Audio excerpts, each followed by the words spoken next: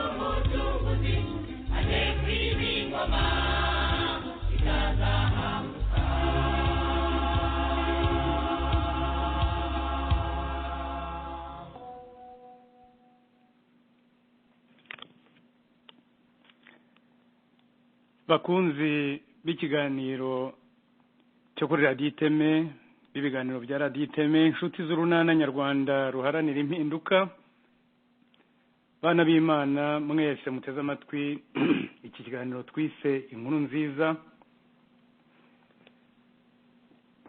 Ndabashuhuje kandi ndabakiriye mwese muri iki kiganiro, kandi mbifurije mwese imigisha y'Imana ngo yibasesekazeho aho muri hose, haba mu Rwanda cyangwa hanze yarwo. Muri kumwe na Simiyoni Ndwaniye, nkaba ngiye kubagezaho inkuru nziza. Inkuru nziza, inkuru nziza ituruka mu ijambo ry'Imana. Keretse gusa habaye impamvu zatuma bihinduka, naho ubundi iki kiganiro kizajya kiba kuri buri wa mbere w'iminsi 7, ni ukuvuga dimanche cyangwa se Sunday.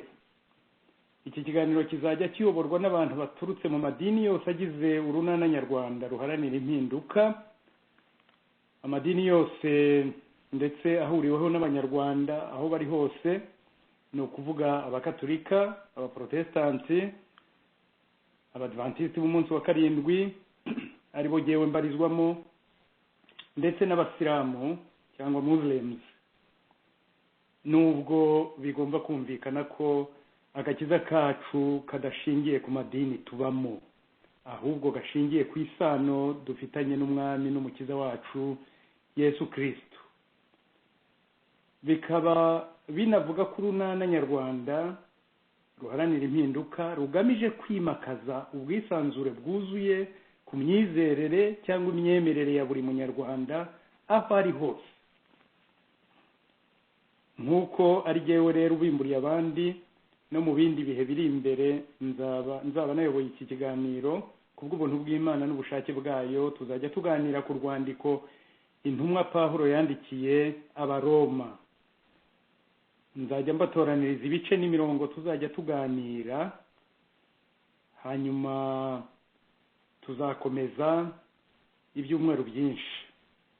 Impamvu nahisemo uru rwandiko ni uko ari rwo runyomoye, rutuyobora ku nzira y'agakiza rutaziguye, nubwo bamwe banakoresha inzandiko za Pawulo zirimo uru rwandiko tugiye kuzaganiraho rw'Abaroma.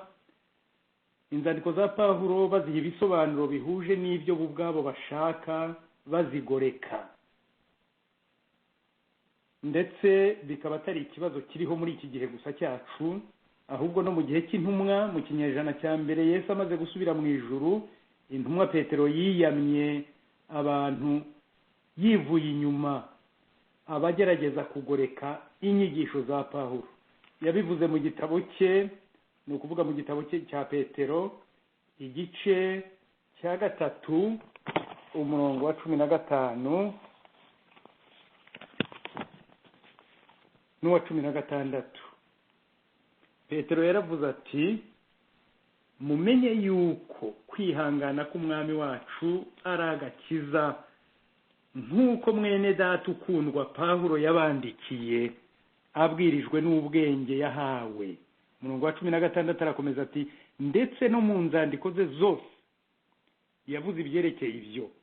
Icyakora zirimo bimwe biruhije gusobanukirwa, iby'abaswa bahindagurika bagoreka, nk'uko bagira ibyanditswe bindi bakizanira kurimbuka. Bakizanira kurimbuka. Reka dusenge. Data wa twese uri mu ijuru, ndagushimye cyane muri uyu mugoroba. Ngushimiye urukundo rwawe, ngushimiye umwanya mwiza wagennye kugira ngo duhurire kuri uru rubuga, duhurire kuri iyi radiyo, kugira ngo twige ijambo ryawe, kugira ngo tuganire ijambo ryawe, tuganire iby'inkuru nziza. Inkuru nziza ni inkuru dukwiriye twese kumenya hatabuzemo n'umwe, kuko niyo izatugirira akamaro, niyo tuzakiriramo. Nuko rero ndagushimiye cyane muri uyu mugoroba, kandi ngusabye kugira ngo ubane natwe muri uyu mwanya. ntacyo dushobora kumva, ntacyo dushobora kuvuga, ntacyo dushobora kumvikanisha ku muntu uwo ari we wese keretse ari wowe ukiyoboye, nta na kimwe. niyo mpamvu tukuraritse kugira ngo ubane natwe muri uyu mwanya, ubane n'ababa bateze amatwi iki kiganiro bose, ubane nanjye mu gihe mvuga, umpe ubwenge bwo kuvugana n'abantu bawe ibivuye kuri wowe. ngusabye Mana kugira ngo twumve kandi udufashe, udutegurire kuza kwawe, udutegurire kugukiranukira, udutegurire kugira ngo dusobanukirwe n'iyi nkuru nziza. Mbyambaje nizeye mu izina rya Yesu umukiza wacu, amen. Kubera igihe kiri buze kudusaba kutarondogora, tugiye kuganira ku murongo umwe gusa cyangwa se verse imwe yo muri uru rwandiko rw'Abaroma igice cya mbere. Turigira hamwe uyu murongo wa 16. Abaroma, urwandiko rwa Pawulo yandikiye Abaroma igice cya mbere umurongo wa 16. Pawulo yagize ati: ubutumwa bwiza ntibunkoze isoni. Erega ubutumwa bwiza ntibunkoze isoni, kuko ari imbaraga y'Imana ihesha uwizera wese gukizwa, uhereye ku muyuda ukageza ku mugiriki. Ngo ubutumwa bwiza ntibunkoze isoni. Uyu murongo navuga ko ari wo urwandiko rw'Abaroma rwose rwubakiyeho. Niyo mpamvu nawutoranyije kugira ngo bari wo tuganiraho, kugira ngo bari wo duheraho. Nk'uko abenshi mubizi, isezerano rishya ryo muri Bibiliya cyangwa se Nouveau Testament cyangwa se New Testament ryahinduwe rivanwa mu Kigiriki. Iri jambo rero ubutumwa bwiza, Ikigiriki cyaryo ni ijambo rimwe gusa ryitwa Evangelion. Nigeze kwiga Ikigiriki kera, ariko imyaka ibaye myinshi cyane ku buryo agasigaye mu mutwe kagerwa ku rushyi ni gake cyane. Ariko iri jambo ntabwo rizamvamo, ntabwo nzagibagirwa Evangelion. Evangelion risobanurwa ubutumwa bwiza cyangwa se inkuru nziza, ariko cyane cyane ijambo nyaryo ry'iri jambo Evangelion ni inkuru nziza. Iyi nkuru nziza se Pawulo yavugaga ni iyihe itamukoze isoni?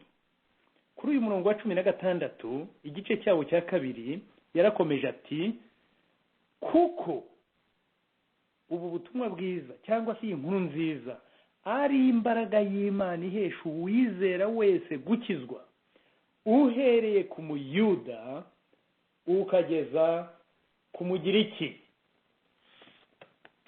Murumva ko iyi nkuru ni inkuru ikomeye cyane, inkuru nziza, kubera ko ni imbaraga y'Imana ihesha uwizera wese gukizwa. Niyo mpamvu ari inkuru nziza.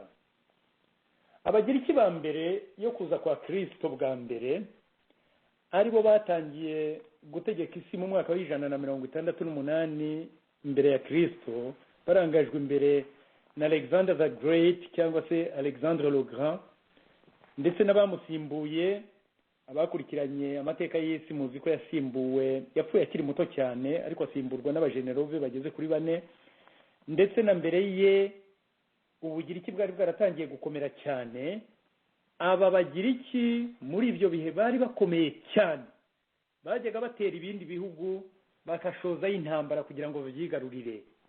Barateraga, murabyumva ko hagendaga abagabo b'imbaraga, hagendaga abasore bafite imbaraga bakajya ku rugamba, abagore n'abana n'abantu bakuze bagasigara inyuma bategereje inkuru ingabo zizatabaruka zizanye. Bagasigara bategereje inkuru zo gutsinda, zo kunesha, inkuru zizaza, ingabo zizaza zizanye. bari bafite ingabo zikomeye cyane ku buryo byari bimenyerewe ko batahanaga intsinzi buri gihe uko bajyaga kurwana. Nyuma igihe ingabo zabaga zitabarutse amahoro, kandi hafi y'igihe cyose bagatabarugaga amahoro, hari indirimbo zo kunesha babaga baririmba, bagahinguka mu misozi miremire bavuye ku rugamba, baririmba izo ndirimbo bomongana cyane kuko babaga baririmbana umunezero. Noneho abagore n'abana n'abantu bakuze basigaye imuhira nabo bagahita bamenya ko batabarukanye intsinzi, abagiye kubarwanirira ko bagarutse amahoro, bagahita nabo baterera icyarimwe indirimbo yabo yari igizwe n'ijambo rimwe gusa, ariryo rya rindi twavuze Evangelion, rivuga ngo inkuru nziza, ubutumwa bwiza, inkuru nziza. Yari indirimbo igizwe hafi ya yose n'iryo jambo ryonyine gusa, ariko bari bafite uburyo bayiririmba ikomongana hose. Ubwo bayiririmbaga babyina, basahinda, bavuza induru cyane. Abo baririmbaga mu by'ukuri bari imuhira, babaga basigaye bategereje ko abagiye kubarwanirira batahuka. Bo ubwabo murabyumva ko batabaga bagiye ku rugamba, ntibabaga barwanye, ahubwo babaga barwaniriwe. Ikibazo ni iki ngo mbese kuki babaga baririmba intsinzi bataruhigiye? Igisubizo ni iki ngo ni uko iyo ntsinzi yabaga yakorewe n'ababo, yabaga yabonywe n'abagabo babo, yabaga yabonywe n'abahungu babo b'abasore babaga bagiye kubarwanirira. Noneho iyo ntsinzi nayo nabo ikaba iyabo.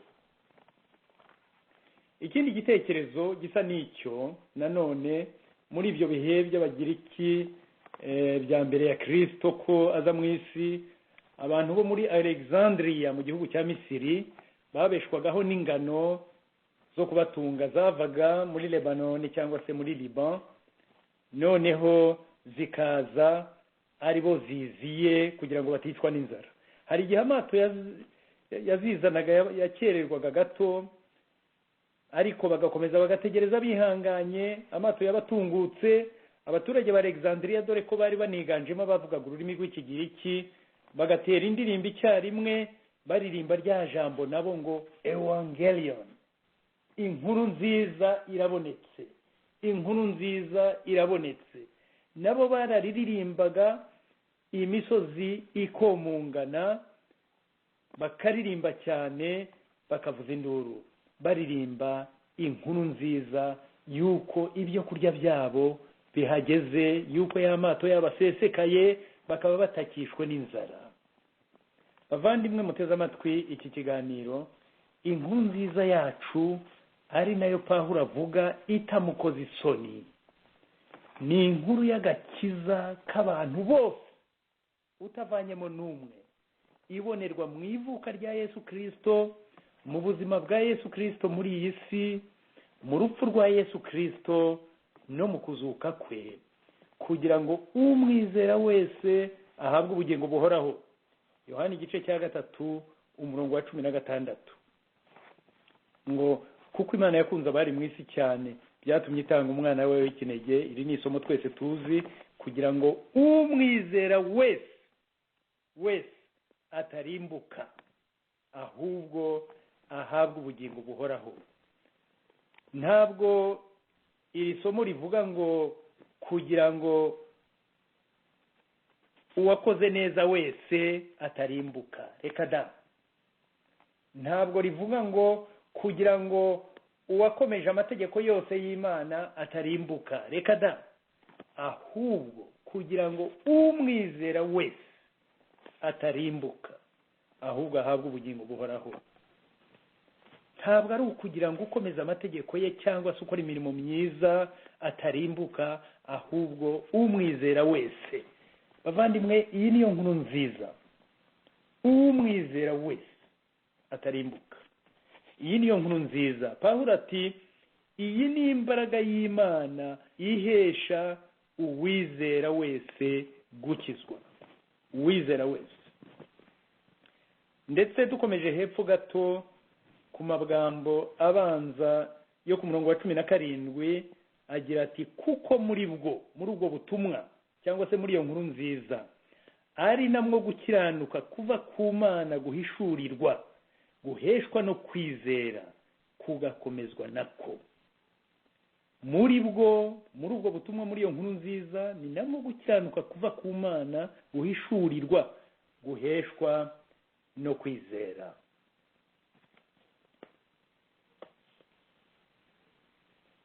Uku ni ugukiranuka kuva ku Mana guhishurirwa mu kwizera. Uku gukiranuka kw'Imana tukaba tugusobanura mu ngingo 3 z'ingenzi. Ingingo ya mbere, uku gukiranuka kw'Imana Pawulo avuga kuri uyu murongo wa 16 na 17 ni ugukiranuka kwateguwe n'Imana ubwayo kuva ku kuremwa kw'isi, nk'uko tubibona mu Efeso igice cya mbere umurongo wa 4. Uku gukiranuka kw'Imana Pawulo avuga akaba ariyo nkuru nziza ngo kwateguwe n'Imana ubwayo kuva ku kuremwa kw'isi. Efeso igice cya mbere umurongo wa 4. Uru rwandiko nanone Pawulo yandikiye Efeso ati nk'uko yadutoranirije muri we isi itararemwa. Mbega inkuru nziza, tutaravuka, abakurambere bacu bataravuka, Adamu atararemwa, Imana yari yaramaze kudutoranya idutoranyiriza muri we isi itararemwa kugira ngo tubabera tutariho umugayo imbere yayo. Bavandimwe, ngiyi inkuru nziza. Twatoranijwe isi itararemwa, tutarabaho, Adamu atararemwa, ariko Imana yari yaramaze kutumenya kera, abemeye Kristo n'abazaguma muri we, maze idushyira muri Kristo Yesu kugira ngo tube turabera bayo kandi kugira ngo tuzabone ubugingo. Ingingo ya kabiri, uku gukiranuka Pawulo avuga ni ugukiranuka kwasezeranijwe kuva icyaha kiza mu isi. Igihe Adamu na Eva bamaraga gukora icyaha, hari isezerano Imana yabahaye mu Itangiriro igice cya 3 umurongo wa 15. Itangiriro igice cya 3 umurongo wa 15, kuko Imana ni Imana ikomeye, ni Imana kandi y'inyambabazi, nubwo umuntu yari amaze gucumura, ariko hari isezerano Imana yamuhaye. Itangiriro igice cya 3 umurongo wa 15, Imana yaramubwiye iti nzashyira urwango hagati yawe n'uyu mugore. Imana yabwiraga inzoka yari imaze kumushuka iti nzashyira urwango hagati yawe n'uyu mugore no hagati y'urubyaro rwawe n'urwe, ruzagukomeretsa umutwe. Iri ni ijambo Imana yavuze, ni isezerano Imana yatanze ry'agakiza umuntu akimara gukora icyaha. Iti umuntu uwizera wese azakomeretsa Satani umutwe. Bavandimwe, uwizera Kristo wese, uwizeye Kristo wese, niba twizera Kristo tukaba muri we, tukaguma muri we, twamaze gukomeretsa Satani umutwe, twamaze kuwumena, hasigaye kuwujanjagura. Uku ni ugukiranuka Pawulo yavuze hariya muri ruriya rwandiko yandikiye Abaroma mu gice cya mbere umurongo wa 16. Niko gukiranuka kw'Imana kwasezeranijwe kuva icyaha kiza mu isi. Uwizera Kristo wese kuva ku Muyuda ukageza ku Mugiriki yamaze gukomeretsa umutwe wa ya nzoka ari we Satani, niba afite kwa kwizera, niba yaramaze kwemera ya nkuru nziza. Kuko ngo inkuru nziza ni inkozi isoni, inkuru nziza ni Yesu Kristo, inkuru nziza ni ukuza mu isi kwe, inkuru nziza ni ubuzima bwe hano mu isi, inkuru nziza ni urupfu rwe, kandi inkuru nziza ni ukuzuka kwe. Ugiriye iyo nkuru nziza akayemera, akajya muri Kristo, akaguma muri we, uwo nguwo yamaze gukomeretsa Satani umutwe. Ingingo ya 3, uku gukiranuka kw'Imana Pawulo avuga ariko iyi nkuru nziza ishingiyeho ni ugukiranuka kwasohoreye mu mibereho n'urupfu rwa Kristo nk'uko twamaze kubivuga.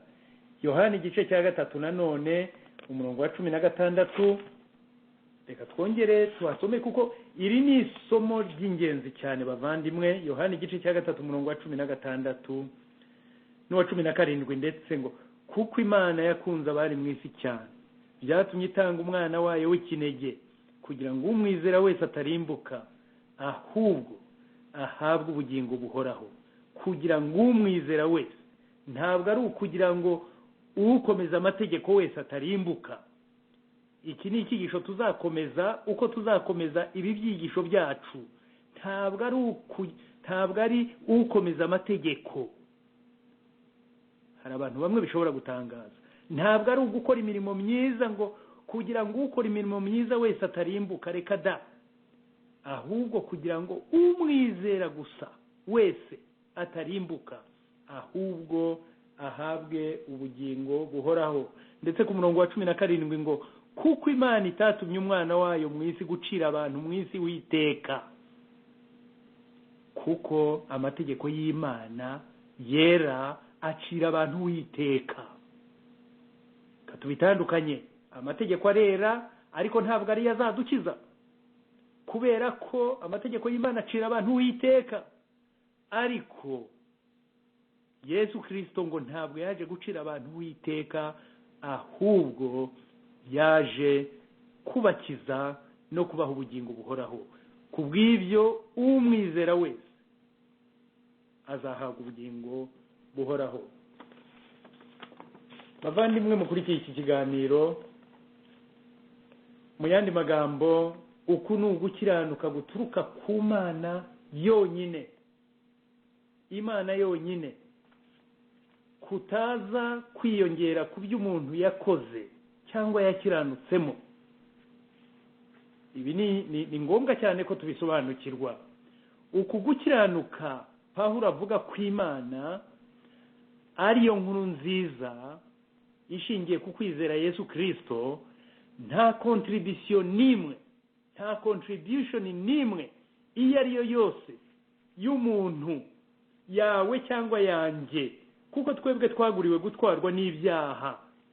Kandi mu Baroma igice cya 3 umurongo wa 28 haravuga ngo kuko duhamije yuko umuntu atsindishirizwa no kwizera. Umuntu atsindishirizwa no kwizera, atari imirimo itegetswe n'amategeko. Ngo umuntu atsindishirizwa n'iki? No kwizera. Si imirimo itegetswe n'amategeko. Ntabwo gukomeza amategeko ari byo bidukiza, ahubwo ni ukwizera. Ibi bikaba ariko bidasobanura ko amategeko ari mabi. Amategeko ni amategeko yera, ni imico y'Imana, ariko ntabwo ari yadukiza. Ahubwo iriya mpamvu amategeko y'Imana duciraho iteka ryo gupfa. Iri ni ijambo ry'Imana ribivuga mu Baroma igice cya 3 umurongo wa 28. Niyo mpamvu inkuru nziza tubwirwa kandi duhabwa ntabwo ari ugukomeza amategeko y'Imana, nta nubwo ari ukugaruka kwa Yesu, ahubwo ni ukwizera Kristo. Ibi by'imirimo itegetswe n'amategeko tuzabigarukaho nyuma, tuzabisobanura byimbitse kugira ngo dushobore gusobanukirwa neza. Tuzabaza ibibazo, tuzabigerageza kubisubiza, kandi tuzabiganiraho birambuye. Dukurikije rero iby'iyi nkuru nziza cyangwa se ubu butumwa bwiza bwo mu Baroma igice cya 1 umurongo wa 16, muri Kristo niho honyine dutsindishirizwa. Kwa gutsinda kwa Kristo kukaba kwacu. Nk'uko babagira iki bagendaga bakajya kurwana, bakarwana gitwari, bagatsinda. Kwa gutsinda ntikubu kwabo gusa, ahubwo kukaba n'ukwabo basize inyuma. Uko niko na Yesu yadutsindishije. Yesu Kristo yararwanye, aratsinda. Kwa gutsinda kose arakuduha natwe kubu kwacu. Haleluya. ngaho aho inkuru nziza ishingiye. Umuntu yaraturwaniriye, Yesu Kristo yaraturwaniriye, aratsinda. Nta ruhare twabigizemo na ruto. Agakiza kacu nta ruhare tukagiramo. Hari abajya bavuga ngo kukemera byonyine ngo ni uruhare, ariko bavandimwe, kwemera agakiza, ukemera ikintu kigukiza wari ugiye gupfa cyangwa waranapfuye ndetse ahubwo kikakuzura, aho nta ruhare wavuga ngo wagizemo ku buryo nawe credit wayibona. Uruhare n'urw'uwakuzuye, n'urw'uwagukijije, n'urw'uwaguhaye ku gakiza, n'urw'uwagukijije. Uruhare n'urwa kwagukiranuka kw'Imana, n'urw'Imana yonyine, n'urwa Kristo wenyine wadutsindishirije. Yararwanye aratsinda, kwagutsinda natwe ku bukwacu. Yaraburanye aratuburanira, aratsinda, kwagutsinda ku bukwacu, kwagucirwaho iteka kwari kwaratwokamye, kuba kutuvuyeho. Aho niho honyine agakiza kacu kari, niho honyine tubonera amahoro, niho honyine hari ubugingo, kuko niho honyine hari kwagukiranuka kw'Imana. Niho honyine, ntabwo ari mu mategeko y'Imana, ntabwo ari mu kindi kintu icyo ari cyo cyose. Icyo ari cyo cyose ni muri Kristo Yesu, ni muri kwagukiranuka kw'Imana. Niho honyine agakiza kacu kari, si ku mirimo yacu. Pawulo ati kugira ngo hatagira uwavaho yibwira ko nawe hari agakeregeshwa yongereyeho, akaba yakwibwira ko hari icyo ari cyo, akaba yakwishyira hejuru, inarijye ikabyuka, akibwira ko hari icyo yamaze. Ntacyo twamaze, Yesu Kristo niwe wakimaze. Niyo mpamvu ari we wenyine ukwiriye kuvugwa, akererezwa. Iyo niyo nkuru nziza bavandimwe, iyo ubwo nibwo butumwa bwiza Pawulo avuga. Niyo nkuru nziza, niyo evangelion. Twaratsinze kubera ko Kristo yatsinze, twaranesheje kubera ko kwakunesha kwa Kristo yakuduhaye kukaba kwacu. Imana ibishimirwe. Bavandimwe, turi kumwe muri iki kiganiro ndetse n'abazacyumva nyuma, tumenye ko inkuru nziza cyangwa ubutumwa bwiza atari ukugaruka kwa Yesu nk'uko bamwe babyibwira. Impamvu atari ukugaruka kwa Yesu ni iyihe? Kuko abantu benshi cyane bibwira ko inkuru nziza tubwiriza, ubutumwa bwiza tubwiriza bushingiye ku kugaruka kwa Yesu. Oya, ntabwo ari byo. Inkuru nziza Pawulo avuga hano, ubutumwa bwiza Pawulo avuga, evangelion Pawulo avuga, ntabwo ari ukugaruka kwa Yesu, ahubwo ni agakiza kacu tubonera muri Kristo. Ni ukubaho kwe muri iyi si, ni ukutuvukira, ni ukudupfira. Iyo niyo nkuru nziza. Impamvu atari ukugaruka kwa Yesu ni uko kugaruka kwa Yesu ntabwo izaba ari inkuru nziza ku bantu bose. Ndetse ijambo ry'Imana riravuga ngo uwifuza uwo munsi avumwe, kuko ntabwo uzaba ari umunsi w'ibyishimo, uzaba ari umunsi w'imiborogo. Ni iby'ukuri bamwe bazaba bishimye bazamutse mu ijuru, ariko imbaga y'abantu izaba iboroga. Iyo rero ntabwo ariyo nkuru nziza ivugwa hano. Inkuru nziza ntabwo ari ukushobora gukomeza amategeko y'Imana, kuko nta muntu n'umwe ushobora gukomeza amategeko y'Imana. Twese twaguriwe gutwarwa n'ibyaha. Uko ugenda urushaho gushaka kuyakomeza, wishyiramo imbaraga zose ngo urebe ko washobora kuyakomeza, niko urushaho kugenda utsindwa. Kandi Pawulo yarabivuze. Kubera ko gutsinda cyangwa se inkuru nziza ishingiye gusa ku kintu gikiza abantu bose. Urupfu rwa Yesu rwaradukijije twese, isi yose, utavanyemo umuntu n'umwe. Mu gihe cyose turwemera, tukemera akagakiza, tukemera Yesu, tukemera kuguma muri we, ni ukuri ibi byonyine nibyo biduhesha ubugingo, kandi niyo nkuru nziza. Tuzakomeza kuganira ku byerekeye imirimo myiza no gukomeza amategeko ntabwo ari ukubipfobya cyangwa kubishyira hasi, kuko amategeko y'Imana arera kandi niyo mico yayo. Ariko ibi byose ni imbuto twera. Gukomeza amategeko ni imbuto twera, ntabwo ari twe tubyiha, ahubwo wamaze kuba muri Yesu, wamaze kwifureba Yesu amurimo wese, nawe ari muri Yesu. Uwo ni we wenyine ushobora gukomeza amategeko, kuko si uba bikora, ahubwo uwamaze kumugeramo niwe umukoreramo, niwe ubasigaye yakomereza muri we. Niyo mpamvu iyi ari yo nkuru nziza bavandimwe.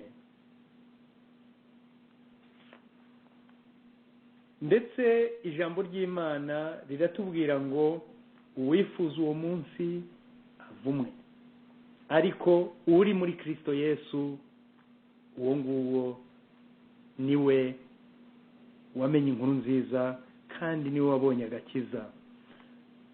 Pawulo yongeye kuvuga mu gice cya 8 cy'Abaroma, cy'uru rwandiko ruyandikiye Abaroma, igice cya 8 umurongo wa mbere ngo abari muri Kristo Yesu nta teka bazacibwaho, nta teka bazacirwaho, cyangwa nta teka bacirwaho,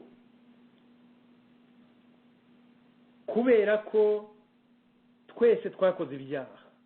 Amategeko y'Imana yamaze kuduciraho iteka ryo gupfa twese, ariko wamaze kugera muri Kristo Yesu, iyo ni inkuru nziza, nta teka bagiciriweho.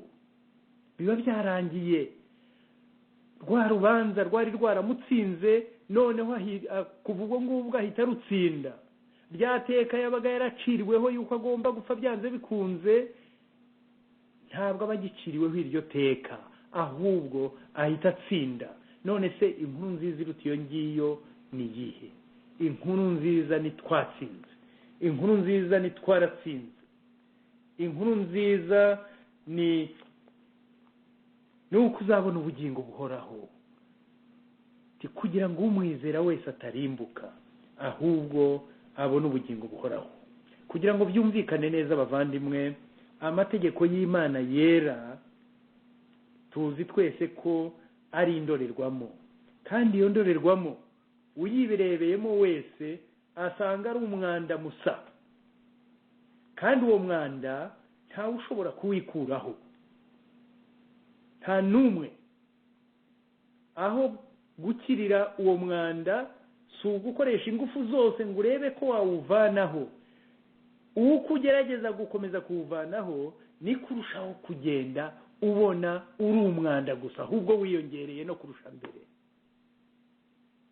Nguko uko amategeko y'Imana ameze, kubera ko twaguriwe gutwarwa n'ibyaha, twamaze kuba abanyabyaha, ntacyo twakora icyo ari cyo cyose ngo amategeko y'Imana abe satisfait cyangwa se ashirwe, avuga ati uriya munyabyaha ndamwemeye, yakoze uko ashoboye kose, ntacyo atakoze, yabishoboye, yatsinze. Nta na gato. Ntabwo amategeko y'Imana ari uko nguko ameze. Amategeko y'Imana arera de.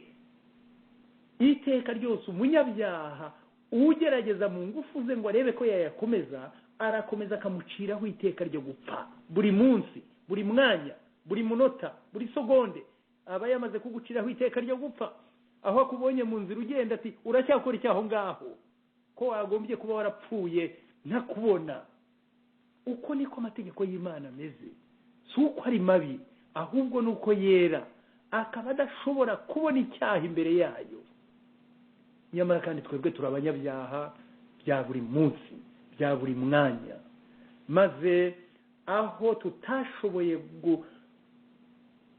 gusatisfeza amategeko, Yesu ati nimunsange, nimuze aho ndi, kuko Imana yakunze abari mu isi cyane, byatumye itanga umwana wayo w'ikinege, kugira ngo umwizera wese atarimbuka, ahubwo ahabwe ubugingo buhoraho. Bavandimwe, uri muri Kristo Yesu nta condemnation iba ikimuriho. Uri muri Kristo Yesu nta gucirwaho iteka kuba kukimuriho. nta handi agakiza kacu kabonerwa, nta handi inkuru nziza iri uretse muri Kristo Yesu. Reka tugire Yesu Kristo, reka twemere Yesu Kristo, kuko niwe nkuru nziza yacu, niwe wadupfiriye, niwe waje kugira ngo dukire, niwe wisize ubusa, nk'uko Pawulo akomeza kubivuga mu Bafilipi ati yisize ubusa, igice cya 2. Ntiyabona ko gukomeza guhana n'Imana ari ibintu byo kugundirwa. Araza afata akamero k'umuntu, aza muri iyi si, abaho ubuzima bwa kimuntu, arababazwa, yicwa n'inzara, arananirwa, aratukwa, arashinyagurirwa, kugeza ubwo ndetse yicwa kubera wowe nanjye, kugira ngo dushobore kubona ubu bugingo buhoraho. Ngiyi inkuru nziza, ngubu ubutumwa bwiza, niyo ya nkuru nziza Pawulo avuga muri uru rwandiko rwa mbere yandikiye Abaroma igice cya mbere umurongo wa 16. Akaba ariyo nkuru nziza ngira ngo tujyane muri uyu munsi, tuyitekerezeho nanone, twumve ko iyi nkuru nziza ari yacu, ari twebwe yagenewe. Twumve ko Yesu Kristo yaje muri iyi si kubera twebwe, kandi twumve ko gukiranuka kw'Imana ariyo nkuru nziza yacu, kandi uri muri Kristo Yesu ntateka azacirwaho, ntateka gucirwaho iteka byamaze kumuvaho, kubera ko yamaze kwihisha muri Kristo Yesu. Yesu Kristo niwe buhungiro bwacu, Yesu Kristo niwe tugomba kwihishamo, Yesu Kristo niwe tugomba kwihishamo wa mwanda wacu, Yesu Kristo niwe byose, Yesu Kristo niwe nkuru nziza. Akaba ariyo nkuru nziza Pawulo avuga. Abavandimwe, tuzakomeza kuganira kuri iyi nkuru nziza, tuzakomeza kuganira ku byerekeranye n'amategeko. Muzi ko abantu benshi cyane bibwira ko gukomeza amategeko ari byo bizadukiza, nyamara kandi bakibagirwa ko nta munyabyaha ushobora gukomeza amategeko. Hari abandi bizera ko ngo Imana ikora ari uko natwe twakoze. Abanyarwanda baca umugani ngo Imana ifasha uwifasha, nyamara kandi jewe navuga nti Imana ntabwo ifasha uwifasha, ahubwo Imana ifasha utifashije. Imana ifasha udashobora kwifasha, Imana ifasha utagize icyo ashoboye, Imana ifasha wa wundi wicisha bugufi akaba azi ko ntacyo ashoboye, nta n'agakerereshwa ashobora gushyiraho, nta tafari na rimwe afite ubushobozi bwo gushyiraho, maze agaha Imana igihe cye cyayo cyose kugira ngo yubake inzu iyisoze kuva kuri fondasiyo kugera ku isakara. Utagiye ngo wumve ngo nanjye hari agakerereshwa nashyizeho. Imana irema umuntu ntabwo yamuremye ku munsi wa mbere, ntabwo yamuremye ku munsi wa kabiri, ntabwo yamuremye ku munsi wa gatatu, kandi yari kubishobora. Nta nubwo yamuremye ku munsi wa 4, nta nubwo yamuremye ku munsi wa 5, ahubwo yamuremye ku munsi wa nyuma, umunsi wa 6 wa vendredi. Noneho ku munsi wa 7 iraruhuka. Yashatse ko umuntu atazajya agira ikintu yakumva ko nawe yakontribuweho mu gufasha Imana kurema. Imana yabikoze byose. Umuntu yakangutse, yakanuye, abona yinjira mu kiruhuko gusa kugira ngo ajye kwinjoyinga iby'Imana yari yaremye, kugira ngo ajye kwinjoyinga ugukiranuka kw'Imana, ajye kwinjoyinga agakiza k'Imana, ajye kwinjoyinga ubushobozi bw'Imana no kurema kwayo n'ibyo yaremye.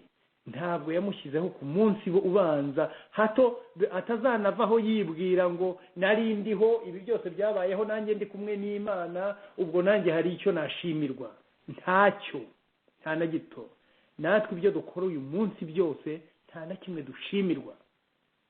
Inkuru nziza ni ukuba muri Kristo.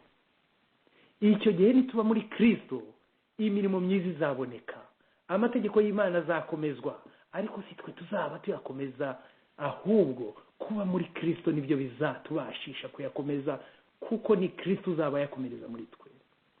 Tuzakomeza kuganira kuri iyi nkuru nziza bavandimwe, uko icyumweru kizajya kiza, uko dimanche cyangwa se sande bizajya biza, tuzakomeza tubiganire. Imana iduhe amahoro, iduhe gusobanukirwa n'inkuru nziza, iduhe kumva iyi nkuru nziza no kuyisobanukirwa, no kumva ko mu kwizera Kristo ariho inkuru nziza yacu ishingiye, ariho agakiza kacu gashingiye. Imana ibane natwe muri iri joro, muramuke neza, kandi ikomeze kudufasha muri iyi minsi iri imbere kugira ngo tuzongere duhure tumeze neza kandi tuyihimbaza, dukomeza ibi byigisho byacu. Murakoze, naho ubutaha.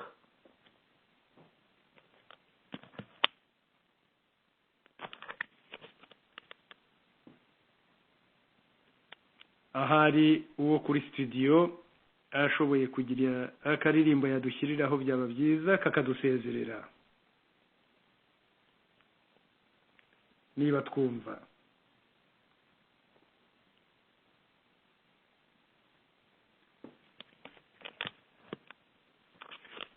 Niba kandi ari ntako, nabyo ntacyo bitwaye.